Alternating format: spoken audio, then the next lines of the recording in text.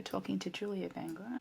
Welcome to The Real Math of Business with Alena Bennett, where you plus this podcast equals better decisions. I'm Alena Bennett, speaker, author, and leadership expert. I work with chief executive officers and chief financial officers really to help them create what we call universally investable companies, where people serve people and the math just works. This week, I'm chatting to the incredible Julia Van Graas. But first, here is my What I'm Noticing at the Moment, or WINATM. Now, what I'm noticing at the moment, and I'll fess up straight away, this is possibly because it's been a focus for me, but actually I am noticing it visibly in clients and in friends at the moment. And that is there are more people than ever I see working on their health journey, prioritizing their health first. Now, as I said, I might be, my RAS might be a little bit biased because it's been a focus of mine this year. And I guess maybe just to put that into a little bit of context in case this is the case for you. I know this is the case for my clients and also friends and other colleagues, is I have been saying for a very long time, the health is the priority. I'm doing all of this stuff to work on my health, physical, mental, emotional health, all elements. And I've been saying that for a very long time. It needs to be a priority. It is a priority. These are all of the things that I'm doing in order to make it a priority. But of course, there's that saying, if all things are important, then nothing is. And I think, if I'm being really honest, that has been the case for me. But I guess earlier this year, I decided, no, you know what? This is the year for me. In fact, it might have happened at the back end of last year. And really how my journey started was because I, not knowingly, had been making all of these excuses subconsciously in my head about why my health was the way it was and how it was good. And good because of the context I'm in. I saw a friend and colleague post about some health outcomes she had received and she had achieved, and I knew that she operated in a very similar context to me. Lots of travel, busy family, young children, all of the rest of it, and I was intrigued. And I reached out to her and I said, hey, what have you been doing and all the rest of it? And I went, you know what, if it works for her and her context is similar to mine, then it's got to work for me. So that was how I started. Everybody's got their own starting story. But I guess the important distinction, or what I did differently this year that I have not done in times past, is I truly made it my priority. I truly made it the number one thing.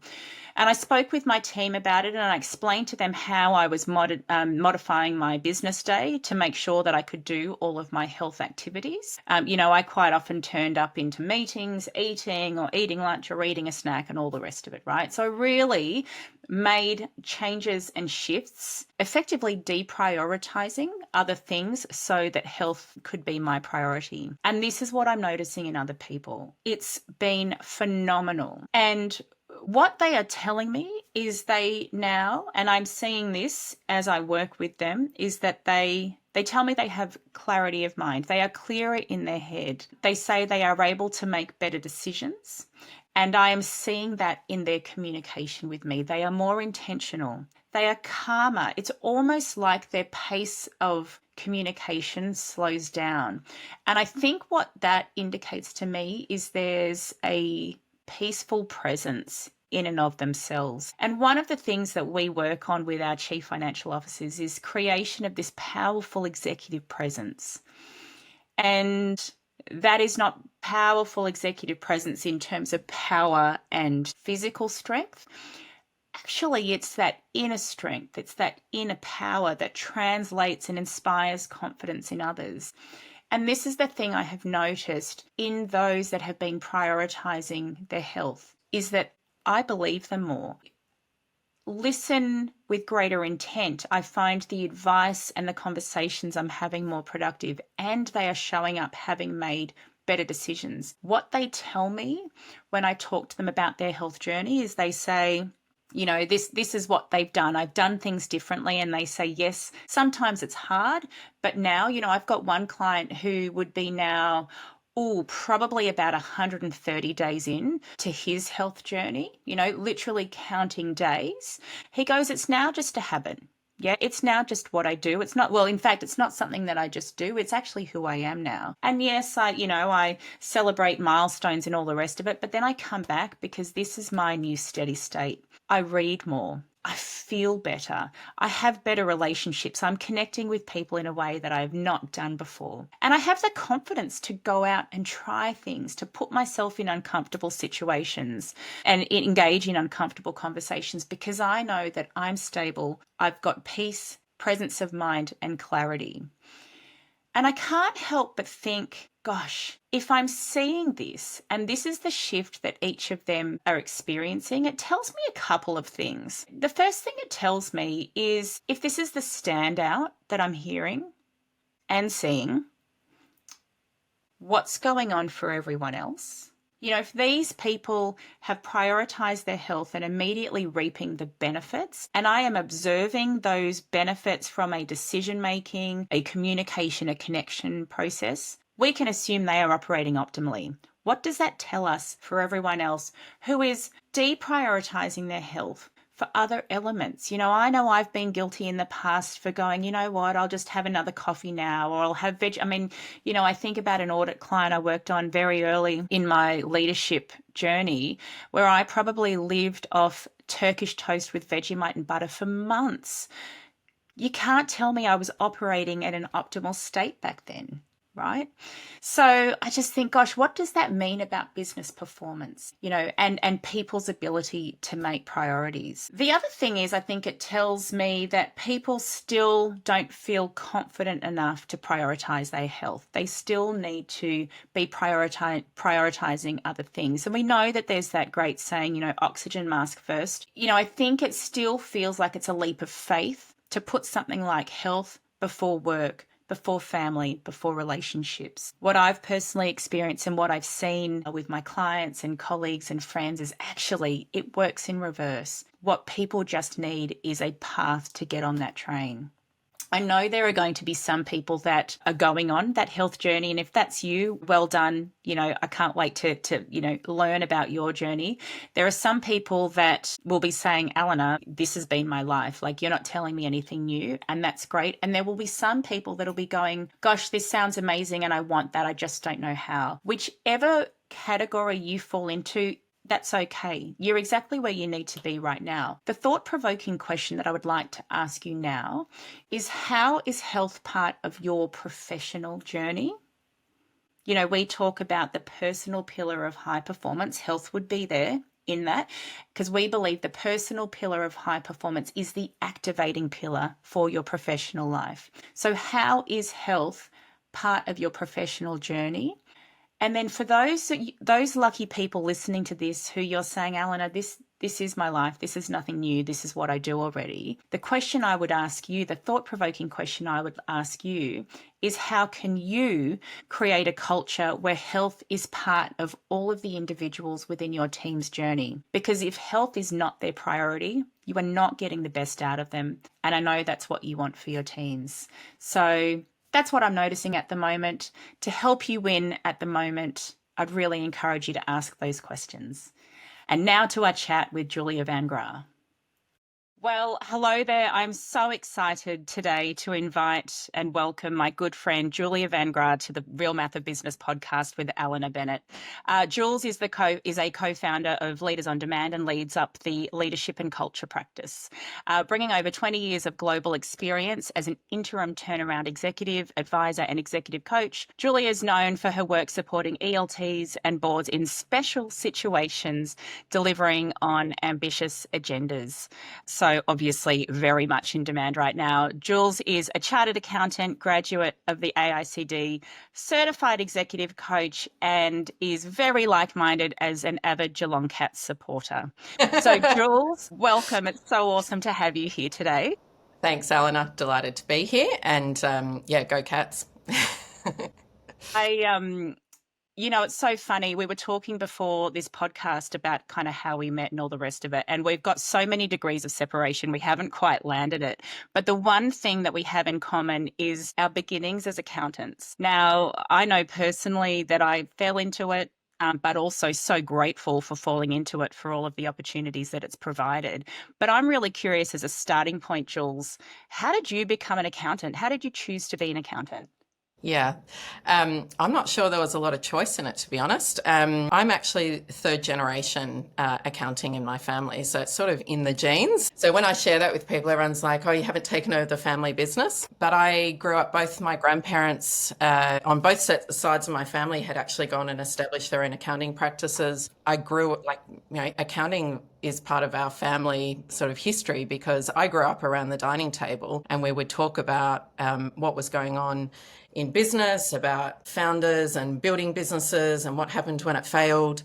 And I cut my teeth in the family accounting business as a kid, sort of from age, 7 or 8, started working in there, filing, answering phones, that sort of thing.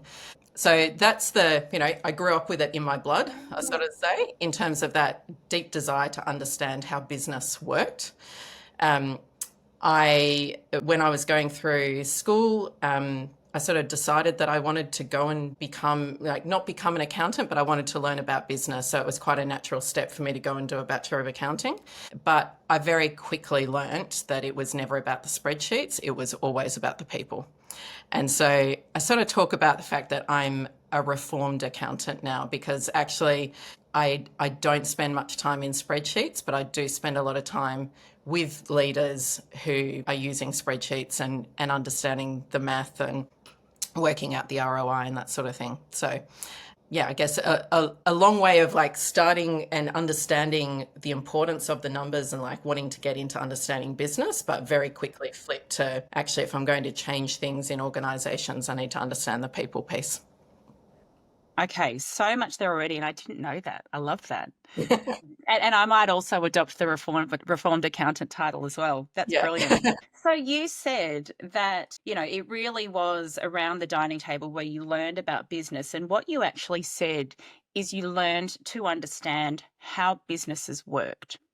So I would love to know, you've had such an interesting and broad career. I would love to know from your perspective, and we will talk about, I think, the various stages of your career in a minute, but just kind of given where we are today, what's your understanding about how businesses work?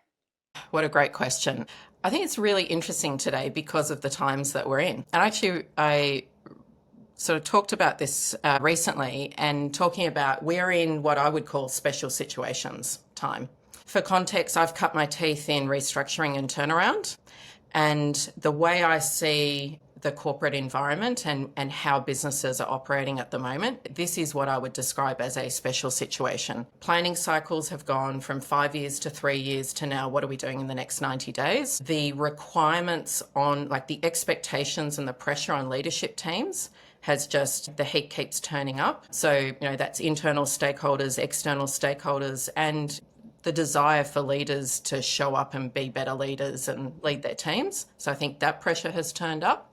And then I think from a special situations context, the level of adaptability, resilience, and requirement to make fast decisions, back yourself, and lead teams through incredible uncertainty. Like that's the thing for me that I see as the standout sort of shift at the moment is leaders who are, backing themselves to make those decisions. Have a think about, do we need to change course or pivot or, undo something? But I think that's for me is the sign of great leadership at the moment. The leaders that are navigating decision making, uncertainty, and doing it in a way that change is being engaged. The organisation is being activated to support the journey that they're going on. They're not doing things to people. They're actually taking people on the journey with them. I love that.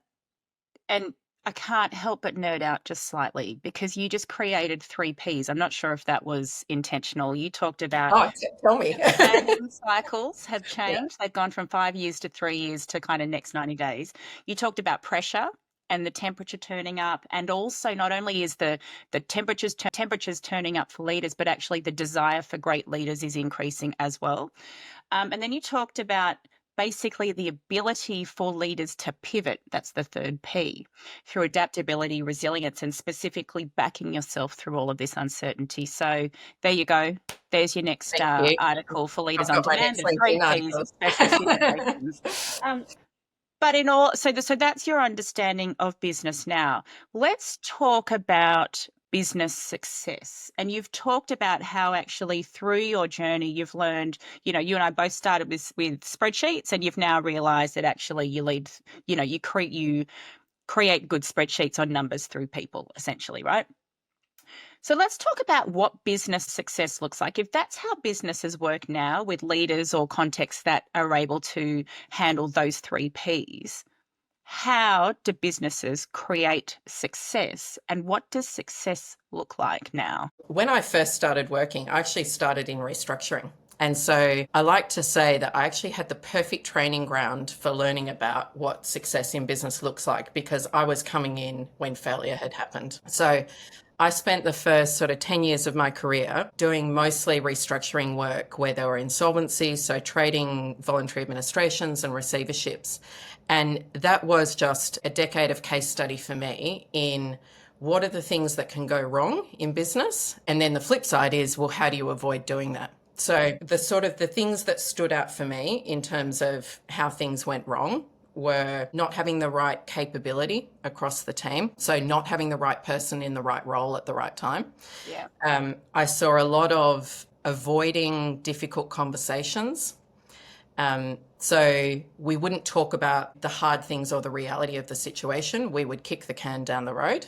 I saw a lot of really poor cultures where you would talk to the leadership team and they'd say, well, this is where we're going. But you talk to the men and women on the floor who were in the manufacturing or, you know, running IT or finance or, you know, flying the planes. And it was a very different story I would hear from those out in the field, like the ops teams and running the business and that sort of the front line of organisations. So for me, it became so critical to make sure that the culture of an organisation was engaged and aligned with where the leadership team wanted to go. And I think the other thing that sort of stood out for me at the start was there were many organisations that just didn't have a business plan. It was sort of a hope and a dream and a vision of why we were doing this and where we wanted to go, but there wasn't that rigor and level of detail of this is how we're going to get there.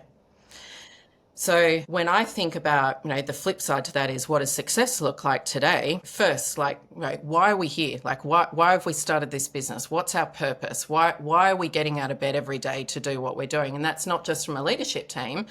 That's absolutely every single person that's turning up when we talk about engagement. Like, why are they choosing to vote with their feet and work with organisation A over B? There's got to be a real sense of, you know, we know all the research talks about the sense of meaning and purpose and connection that we get from work. Like we spend something like 70% of our waking hours, most people spend about 70% of their waking hours with their work colleagues. So there's got to be, in my mind, a strong sense of connection of like, you know, enjoy working with the people that you work with. And then I think that the second component to that is then after we've sort of answered the why is, well, what are we doing?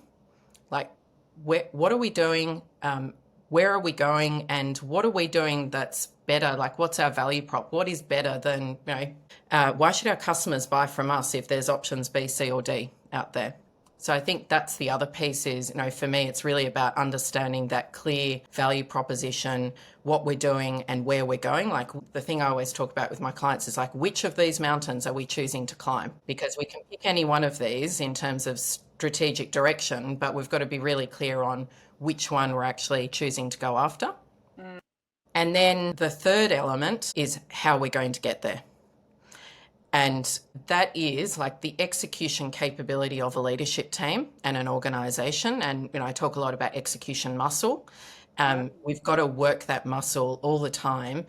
It is the how. Like it's really easy to come up with an idea and a strategy of like what we're going to do. You'll have seen this as well. It's how you actually get there that is the real challenge. And for me, that's what makes or breaks an organisation is how they do it. Because you know, I'll give you an example. I've got a team I'm working with at the moment. They've got very ambitious goals that they want to deliver on. They're market leading in their area, but they've recognised the way that they do things is a little bit transactional at times. And so for them as a leadership team, they're saying, actually, how we do this, we actually need to be more connected as a team. We need to take the rest of our team on the journey. For them, it's not just the tactics of, which market are we going to go after and how many customers are we going to get in that market. It's how they do it as a leadership team as well, in terms of that emotional and cultural journey that they take the rest of their team on. The thing that's going on through my head is we both started as little baby accountants in Big Four, right? And I worked in audit, right? But you had this experience that sounds so different to mine, yet our qualifications growing up were the same or similar. So can I just sense check something? So when I was a baby auditor, I just did ticking and bashing to invoices. When it came to the business, like your SWOT, your business analysis, all the rest of it, that was almost a little bit like copy and paste, roll forward from prior year stuff, right? It was really, you'd go out to interim, you'd do your process flows and all the rest of it. And it kind of really didn't get real until you kind of sat there in front of the end of year trial balance or general ledger, and that's when you started going nuts on the numbers. That was my background. But what I've just heard you say is that when you were in the organisation, when you were in your restructuring roles, what could go wrong, the things that had happened to these organisations to be in the situations they were, it was because of team capability, avoiding the reality and having difficult conversations, poor culture, poor alignment, no business plan, rigor or detail. I can't even imagine being the baby auditor thinking about those things. Did you really have robust conversations about those things? Because I look at those things and go, for sure, leaders, executives and all, and old people like us have these conversations, right? Were you really having those conversations when you were a baby accountant? I was, and I will never, I think that's why I was so attracted to restructuring in the first place, because I was out in the field running a business and the receivers or the administrators had personal liability. So they effectively stood in on behalf of the board, and we would work with the leadership team, but there would be a team of us come in to help unpick what went wrong and run the business with the support of the leadership team. I will never forget, I must have been about 6 months in. I was newly going through my CA exams at the time. I was actually living down in Wagga for 12 months, helping run Kendall Airlines, which was part of the Ansett Group, and then we did the transaction to sell to Rex. And I was on the phone talking to creditors. And I had people ring me up and were crying on the phone to me, explaining the implications of Kendall Airlines going into administration and the flow-on impact onto their business. We were sitting there running the 13-week cash flow forecast and the longer-term forecast. We were pulling the integrated three-way models together. And so I was the most junior person on the team, but it has made an incredible lasting impression on me in terms of what is needed to, when you have those moments of failure, what do you need to do to stabilize the situation and pivot? And for me, there was always this piece of, we had to pull models together and, go through all the numbers, but it was the conversations in the tea room at lunchtime. It was the conversations just in the hallway as people were popping out to get lunch. It was chatting with the team about, because there was always this sense of surprise, I think, from a lot of employees in organizations when they'd failed, the initial shock.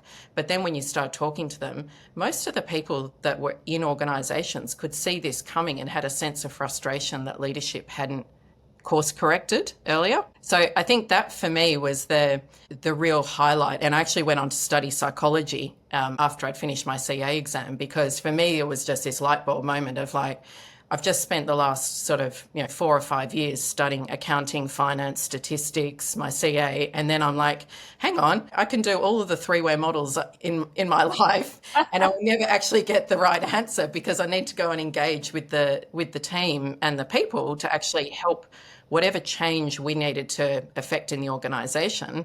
I needed them to be on board and activated as well. So it was a real light bulb moment, and I'm incredibly grateful to have had that experience very early in my career, because it did help me navigate where I wanted to go and the sorts of capabilities that I wanted to build as a finance leader at the time. Because it sounds to me, and you actually had this, you were born and brought up with this, but what you were continuing to experience was the very human impact of business.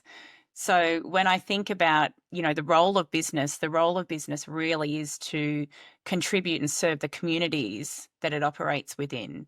And what you were experiencing firsthand was not the situation where, $1 million is just a rounding error. You were actually on the phone to people whose lives were directly impacted because of all of those things that had gone wrong in those business. So yeah, I can imagine that's just like one of those tattoos, those intangible tattoos that kind of lives with you Yeah.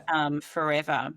Yeah. And I think on that as well, like I had spent the first sort of 10 years doing this, but then I went to Europe and I happened to be in London during the GFC. And, so I'd had this experience in Australia. I think the thing that surprised me most I couldn't have timed it better in terms of moving to Europe to be over there during the GFC, unknowingly, knowing that, unknowing that it was about to happen.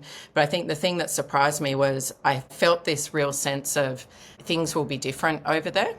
And I don't necessarily have the experience. And I remember the dollars and were small here compared to the millions and billions of pounds and euros I was dealing with in Europe and the UK. But the fundamentals didn't change.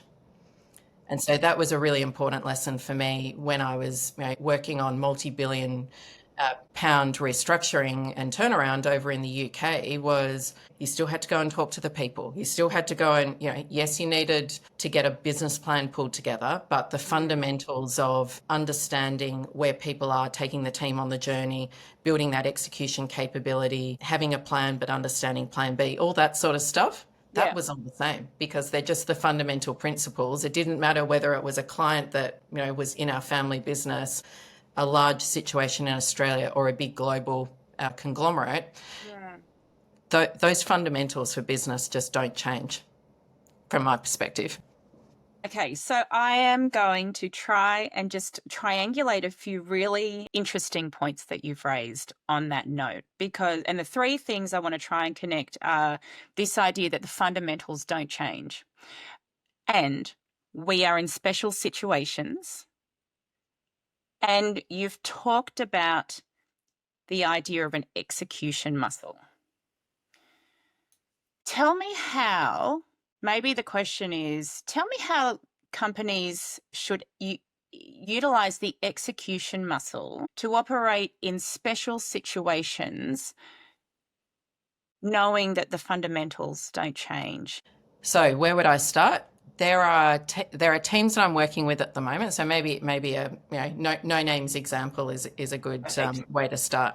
Yeah. There's a team I'm working with at the moment. They have delivered great results over the last 12 months, but they've got big ambitious plans for the next 12 to 24 months. Yeah.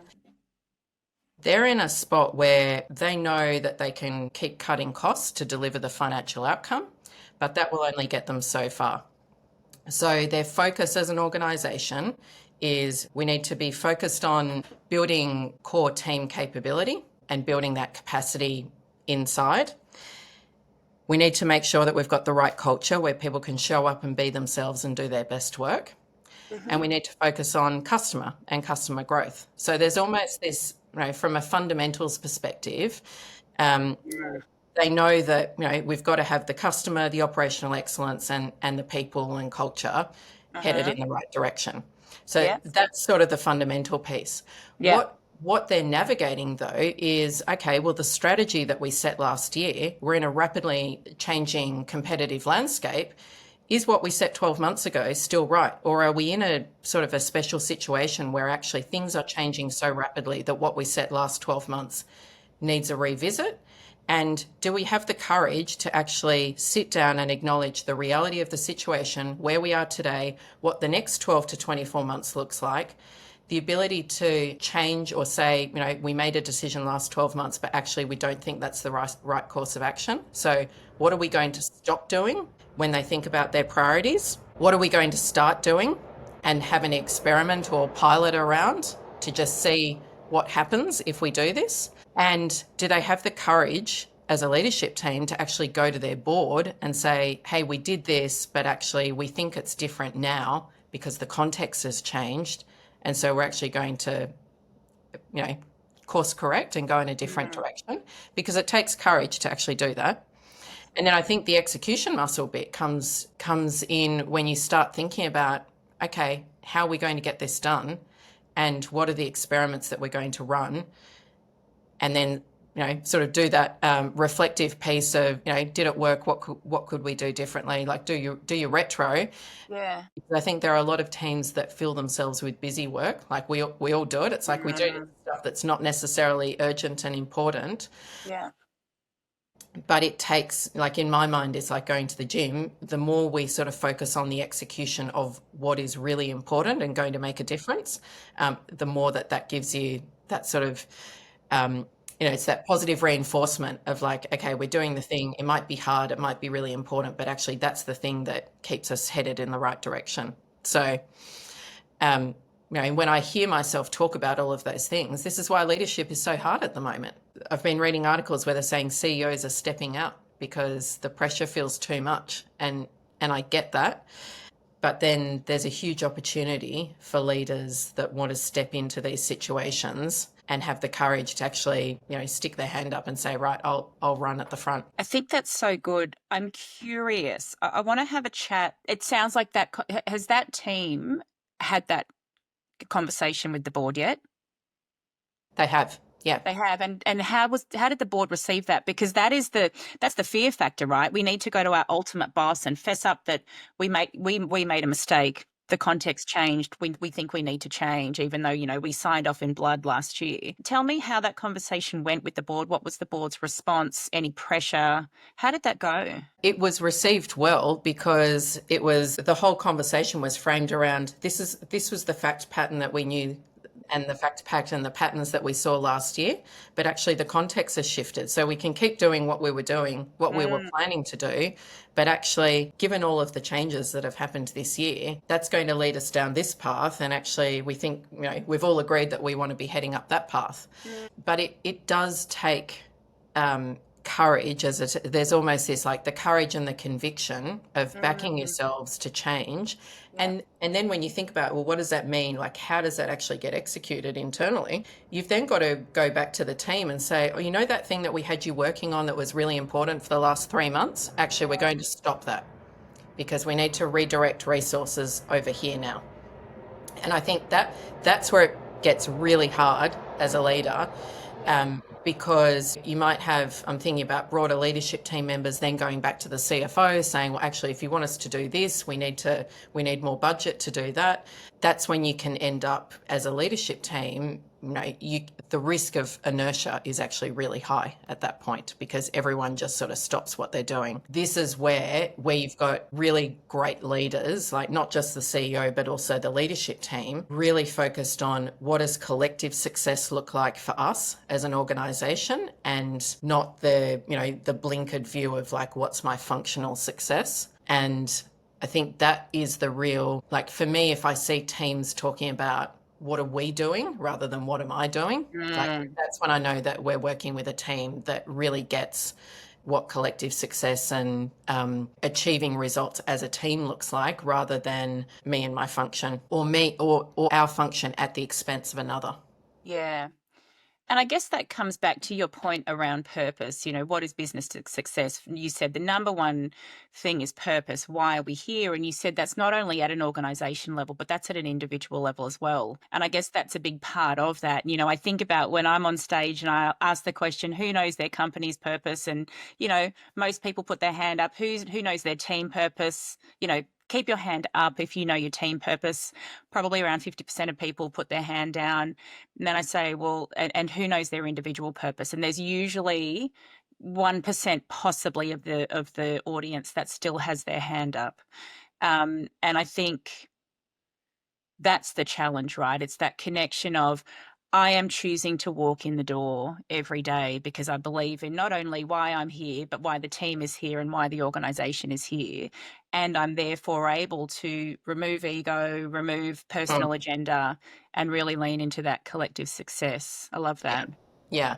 Oh, look, and it's so important what you've just pointed out because, in the work I do with leaders from an exec coaching perspective, like I do a lot of work with teams on team performance and helping them improve like that collective success, but I also work with leaders individually.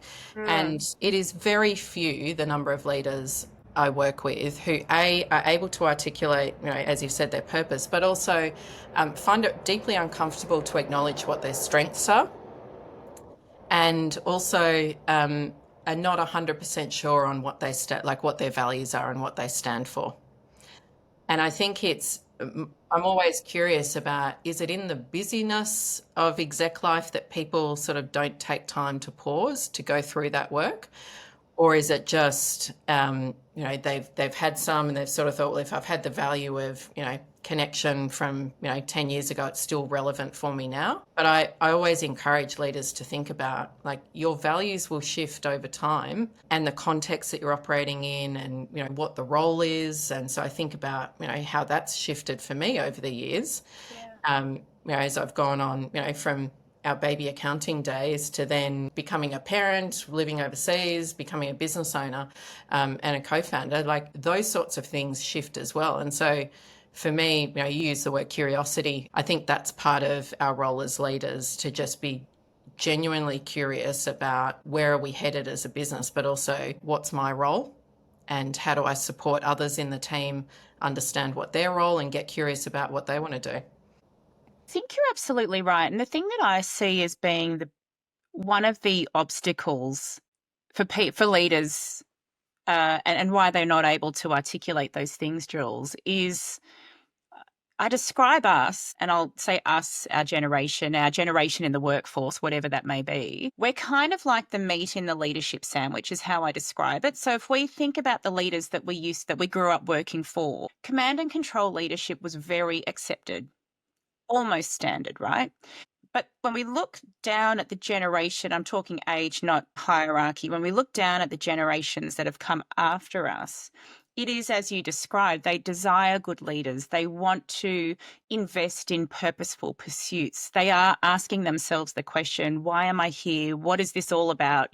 And so I think part of the challenge that I have seen anyway, is that we're the meat in the sandwich. So we have not been brought up with these conversations. There has been no space given to us in the past to do this thinking. Values, culture, people have all been a little bit fluffy. I mean, you and I both know fluffy, soft skills, we'll do that later. Nice to have. Yeah. Right. And that's, I think I'm not surprised to hear that that's your experience when you're doing your executive coaching, because I think, we are in the middle. And so my very crude perspective, is that we just need to wait for that older generation to die out and leave the workforce. We need to do the learning. We need to step up, be curious, do the learning and show and enable and open the doors for those younger generations to really step up and thrive, because they are the ones that are going to change the game, despite all of the noise and fuss around entitlement and all of those things that I know you hear as well as I do. They have the youthful brains that will change the world. I'm going to challenge you on that. Yeah, okay. But for one bit, there are a group of leaders, like a group of humans of all ages that get that the world and how we lead needs to change. And I don't think that's age specific. Yeah, good call. So I get what you're saying around, there is a generational shift. But I mean, I see it in the leaders that we have come and join our team at Leaders on Demand, where I've got leaders in their 50s and 60s and into their 70s who recognise that the way we've done things in the past is not the way of the future. And so how can we, these are leaders who are asking, how can I adapt? Because I know that the way I've grown up and the role modelling of leaders is not the way that I want to lead. So, and can I build on that? Because I think you're absolutely right. And I'm so pleased that you pulled me up on my generalization. I think that's really important. So I appreciate that, because you've made me think of a couple of board chairs and CEOs that I work with.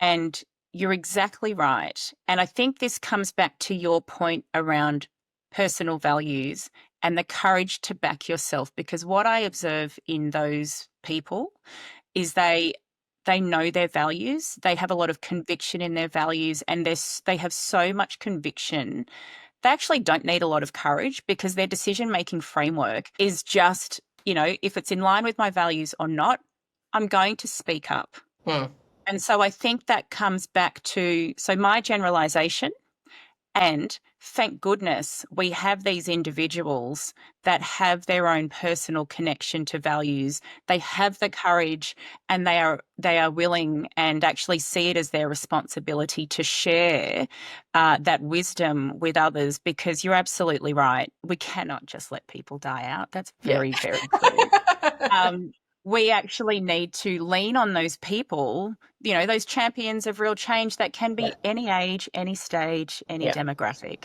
And I'll give you a great example of what I'm seeing in this regard. So one of the things I work with teams a lot about, I'll get a CEO or a CPO ask me to come and do a program of work with a leadership team over the space of a couple of months to talk about, improving trust, improving collaboration, improving performance. One of the things that I always build into the program of works is around emotional literacy. And the reason for that is because our generation and the generations above us have never been taught how to understand our emotions. It's just not something that we've grown up with. If you're lucky enough, you've grown up in a house that's been stable and loving.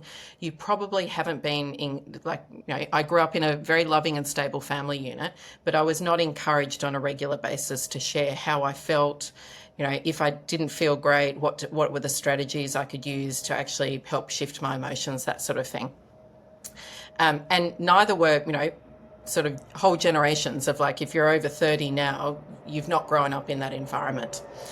The shift that I'm seeing in organisations is, I've got kids age 8 and 11. They were learning from age 3 at preschool to identify what their emotions were. If that didn't feel great for them, what they could do to shift, how to regulate their emotions. So we have a whole, and the education departments have built this into the curriculum now.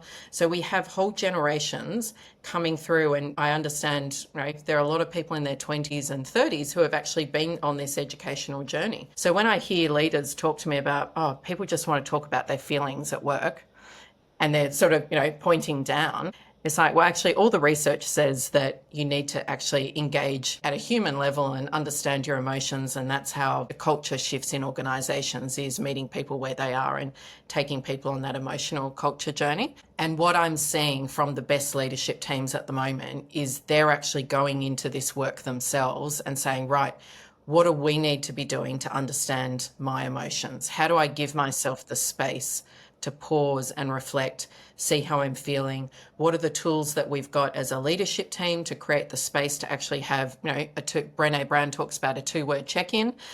So I've now got teams that will do a 2-word check-in just around the table at the start of every meeting, because they've recognised if we can all show up as humans, and these are, leaders that have been around the block that were never role modelled this, but now recognising this is part of the change that they want to create in their organisations. And so I think for me, that is a great example of that shift that leaders can go on, in terms of it wasn't how they were brought up, but it's the role modelling that they want to set for their organisation and the leaders that are coming after them. Yeah, absolutely. Absolutely. And I think that's really the stewardship role of senior leaders today, right? Yeah. I would love to know now. We've had, you and I could talk for hours, and actually we do talk for hours. We don't have the luxury of that time right now. And I've loved the conversation we've had, really emphasizing, and actually I've been really impressed. I've learned a lot about you now that I actually didn't know previously, and really impressed with, and in awe, to be honest, about how maths and people has lived so concurrently and actively through your career, all the time. I think that's such a privilege. As someone who didn't have that, it was really all math or all people, and and this is kind of the point, right, is that businesses can't swing like a pendulum. What I would love to know, and maybe you've got, maybe there's a client that you've worked on that's done this really well, maybe your organisation does this really well. With all of this great people and leadership stuff we've talked about, can you tell me how that makes the math work? How do you get from, like, even if I don't know if we can come back to this company that you just talked about, they've got great results now. They've got really ambitious financial targets for the future. They know that cutting costs is the easy way to do it. They've recognized that's not the appropriate way. So they're going to do all of this stuff on people. Mm. How does that make the math work? In my mind, it's like it's never just in a spreadsheet. So I think that's the first bit. Is I think there's a real tendency, and it's important, don't get me wrong, we need to understand what the return on investment is and that sort of thing. But I think, you use the word pendulum, and I see that a lot in organisations. I think it is incredibly important for leaders to be able to navigate. There's the expression, the dance floor to the balcony. The idea is, as a leader, we've got to be able to understand that strategic view and be able to, lift ourselves up from the fray and get up on the balcony. But we've also got to be able to, get down on the dance floor and, get into the operational and tactical. And so for me, that is the real skill that I see in leaders. One of the CFOs I'm working with at the moment, she is absolutely focused on what do we need to do to deliver the numbers and to make sure we've got robust systems and all of the fundamentals of a finance function. But the conversations we have are around, well, actually, what do I need to do to make sure the team is set up so that they can all fulfill their best versions of themselves, that we've got the right team dynamics in the finance team, that we've got the right partnerships across the business and stakeholder relationships. So I think, if I think about the math of business, it's like we've got to make sure the numbers work and the fundamentals. But for me, it always comes back to that. It does come back to the people and understanding the stakeholder piece as well. And I think often a lot about the dance floor to the balcony and navigating that, because I think that is the challenge for leaders. And particularly if I think about the CFOs that I work with, they've got to be across the detail and across the tactical and that sort of thing. But the ability for them to then step back and actually think about the strategic and make decisions and set direction and that sort of thing, that's what sets the best ones apart from the rest. I kind of want to start to wrap up the conversation, and actually in doing so, I'm going to almost come back to your experience in your restructuring experience. I really love that story you've just told about the CFO that you're working with. The focus is absolutely on the numbers, because the numbers actually have to work. Right. But really, she knows that by enabling her team to do their best work, that actually is the work for her. Drawing on all of your experience, including all the way back when you were just working with companies that had got things wrong to the point of restructure, liquidation, all of those things. What's the point? There's got to be a point where it's just numbers, numbers, numbers. Okay, we're at the bottom now. Like we're red. So numbers, numbers, numbers, you're in the red. Now we're in the black. And now we can start to think about the people. How do you know you're at that point? Like if I'm sitting here listening or watching this conversation, and maybe my company's in a little bit of distress, or maybe I feel like I'm acting like I'm in the red, but in actual fact, the numbers tell me I'm in the black. Like, how do I know that I can give myself permission to go, you know what? The foundations are good. This conversation, listening to what Jules is saying, is going to give me the courage to do what I want to do, and that's invest in my people, make sure we've got the partnerships, etc. How do I know that? There are two things I'd suggest. The first is, if you're in the red, you're not going to get to the black unless you've engaged your team. In all of my experience of restructurings and turnarounds, the successful ones, they only happen because the leaders have come up with a plan and actually activated their organisation, because it's a collective effort. So that would be the first point, is if you're a leader sitting in a situation and you're trying to work out what is the way through this and how do I get out of the red and into the black, it's not a one-person show. Like, leadership is a team sport. And so that means you've got to actually engage your organisation to get there. So that would be the first sort of point. And the second is, you asked about, what do I need to give myself permission for? I think part of the reason I have shifted my career focus from, taking interim CFO roles and that sort of thing into more the leadership and performance space has really been because of the work that I saw Brené Brown do around courageous leadership and how that her research actually matched up with what I had seen in my career, which was the ability for a leader to lean into those difficult conversations is what actually made progress for them. And so if there's one thing I would encourage leaders to do, it's what is the hard conversation or the difficult conversation that you've been avoiding that you know you need to have?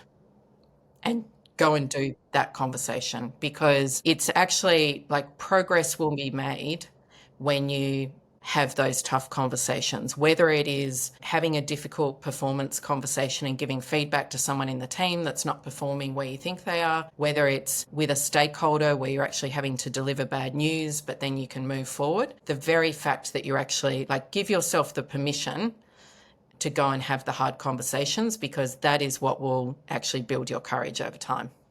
I love that. So two extremely powerful messages to land the plane. Thank you so much, Jules. The thought that's coming up to my mind, and maybe to close things up, Jules, the gift that I think you have given to those that are watching and listening to this is there will be people that are feeling everything that you're saying and they haven't known how to go from feeling and maybe even articulating those feelings to translating them into actions and therefore business success. I think what you've done today is really empowered. I feel very empowered by talking with you, and I'm sure the listeners will as well feel empowered to take action on the things they're feeling, whether that is to figure out what their personal purpose is. Maybe if it's to get alignment with their company purpose, maybe it's to get alignment with their team, maybe it's to have the difficult conversation they've been putting off for days, weeks, months, or even years. I'll close with your phrase, leadership is a team sport.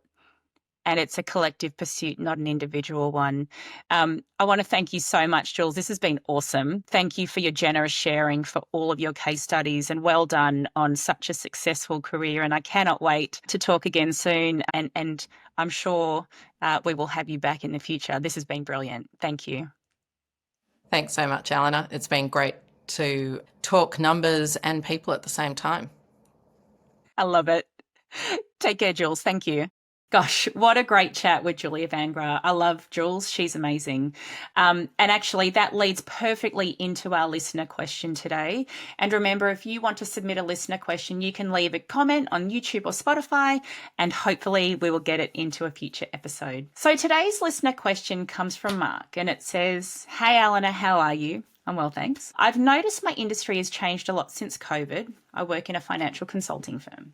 Some of the changes have been simple, like more Zoom meetings than in person or Teams. But I suppose I was wondering if you had any insights on how to feel more comfortable in a constantly changing environment. And what does running a business look like in the 2020s as compared to previous times? Thank you, Mark. Mark, what a great question. And that's a really big question. So I'm going to try and zoom in so that I can answer it in a meaningful way. Look, I think it's really interesting that we're covering this after that great conversation with Jules, because I think that conversation with Jules, I certainly heard from her perspective how running a business looks like now compared to previous times. And I think, what I learned was, the foundations of business are still the same. Yeah. The context is definitely different, but we really need to lean into what she calls that executive muscle so that we can respond, so we can have the courage to have difficult times and we can pivot as needed. Yeah. So I'm hoping, Mark, that you got a lot from that conversation I just had with Jules. So what I'm going to do is I'm going to zoom in onto actually what's probably going on for you and what I see going on for most people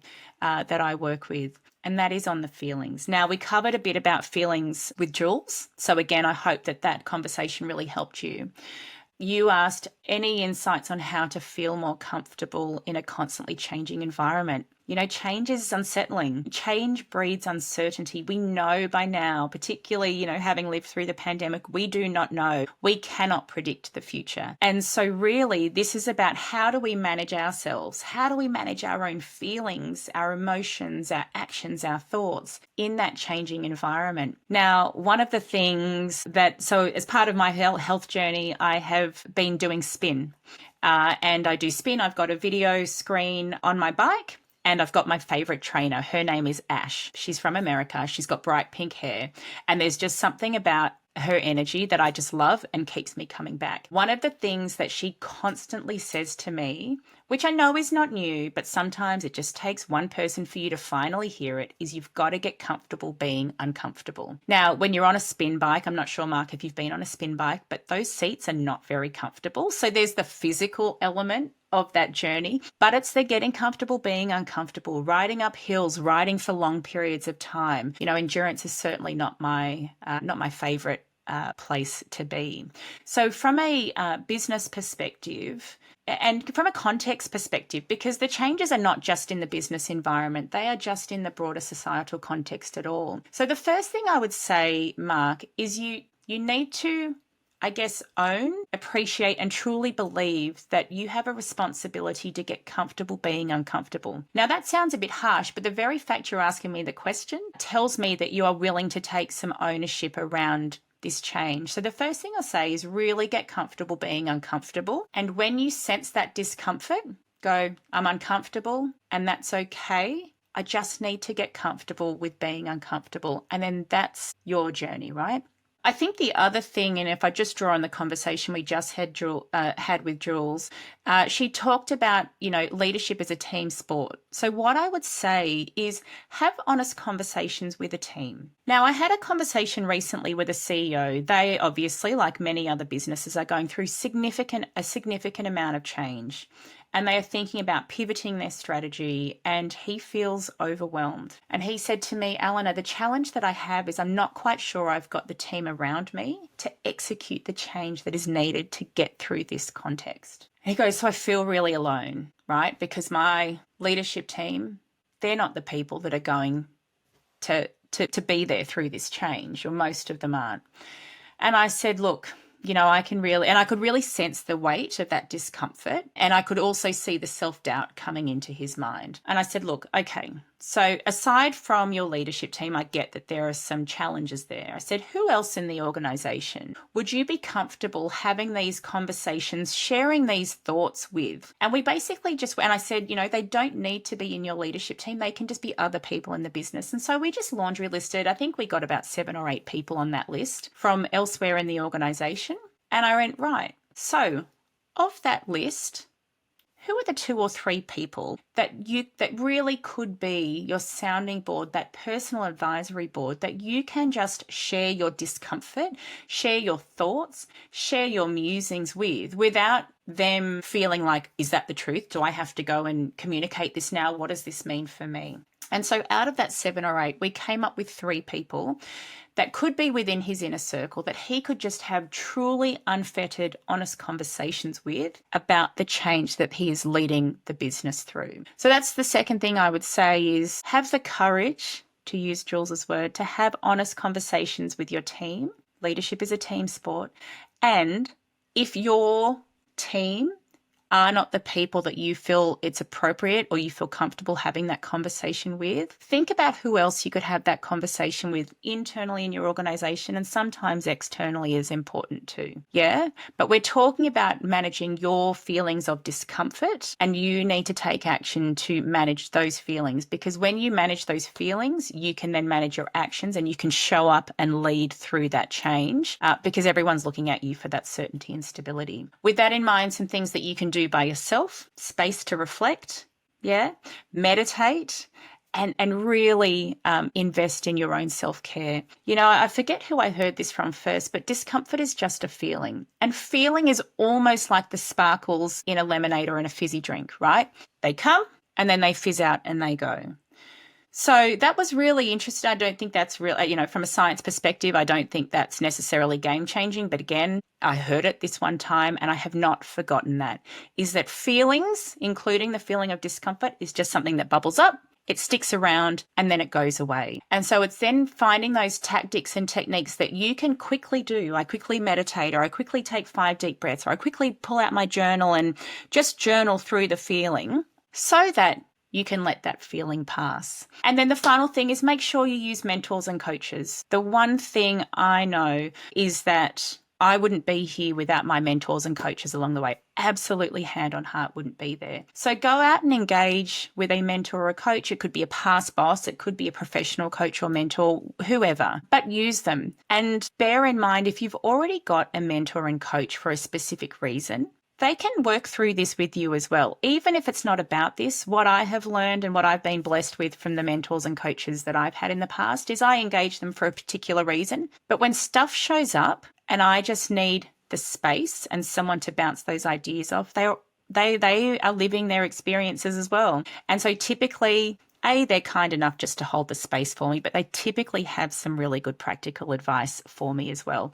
So make sure you've got mentors and coaches in your, what we call power base, and use them. Yeah. So Mark, I hope that helps. I could do a whole podcast on that question alone, but, I wanted to get granular and give you some practical actions. I really hope that helps. Thank you so much for listening, and also for submitting your question. So thank you for listening to The Real Math of Business with Alena Bennett. If you liked this episode, remember to subscribe for more content and stay on top of The Real Math of Business. I'm Alena Bennett. Thank you for listening.